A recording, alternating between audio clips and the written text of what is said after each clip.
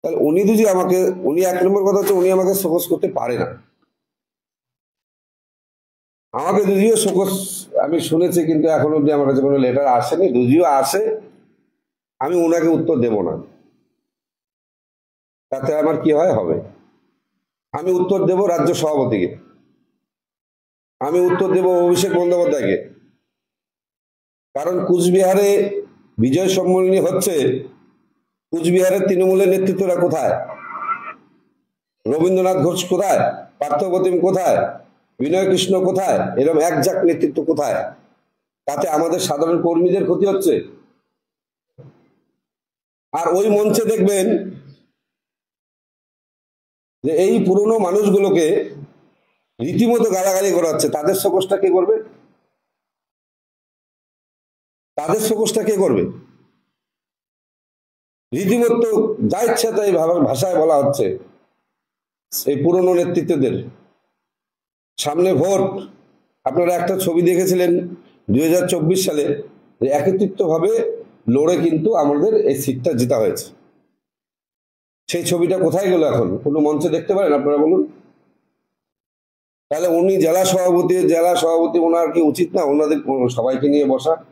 যেমন আমাদের ব্লকে, এই ব্লকটা জিততে গেলে এখানে রবীন্দ্রনাথ ঘোষের অনেক অনুগামী আছে, দিদির, আমরা সবাই দিদির অনুগামী। তো উনি পুরনো একটা লিডার, ওনাকে সব জায়গায় দরকার আছে। তো সেই লোকটাকে যদি বিজয় সমিতিতে গালাগালি বাজে ভাষায় মন্তব্য করে, তাহলে আগামী দিনে আমাদের কি হতে পারে সেটা ভাবুন তো। আর উনি আমাকে আজকে শোকজটা করবে, মানে উনি কোনো এখতিয়ার নেই করার। আমি যা বলার রাজ্য স্টেটকে জানাবো। আর আপনাদের মাধ্যমে বলছি, আমার কমিটি যদি উনি বলে অবৈধ, আমি তাহলে উনি ওনাকে বলতে বলুন আমি অবৈধ। যদি আমি অবৈধ হয়ে না থাকি, স্টেট যদি আমাকে দায়িত্ব দিয়ে থাকে, তাহলে আমি যাদের দায়িত্ব দিয়েছি ওরাও বৈধ। আমি যদি অবৈধ হই, তাহলে আমি যে কমিটি করছি সেটা বৈধ থাকবে। আর উনি যদি লিখে দেয় ওনার প্যাডে যে আমি 10 তারিখ যে কমিটি করেছি সেই কমিটি 26-এ জয় নিশ্চিত, ওনার প্যাডে লিখে দেখ, একটা আমার কাছে দেখ, একটা স্টেটে দেখ, ওনার কমিটিকে আমি মান্যতা দিয়ে চলবো। ব্লক হেরে গেলে ব্লক সভাপতি খারাপ,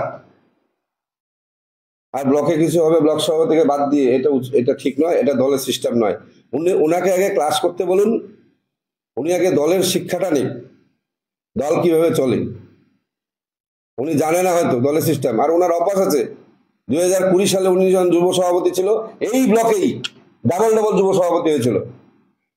এই ব্লকেই শুভাশিস রায় ছিল তখন যুব সভাপতি, উনি ছিলেন জেলার যুব সভাপতি, তখন কিন্তু এই ব্লকেই যুব সভাপতি ডাবল হয়েছে। ওনার এটা অভ্যাস আছে। তাই আমি আর বিশেষ কিছু বলতে চাই না, কারণ বলারও কিচ্ছু নাই। ওনার মাথা পাগল হয়ে গেছে, আর পাগলের উত্তর আমি দেব না। বলছি যে আপনি বলছেন যে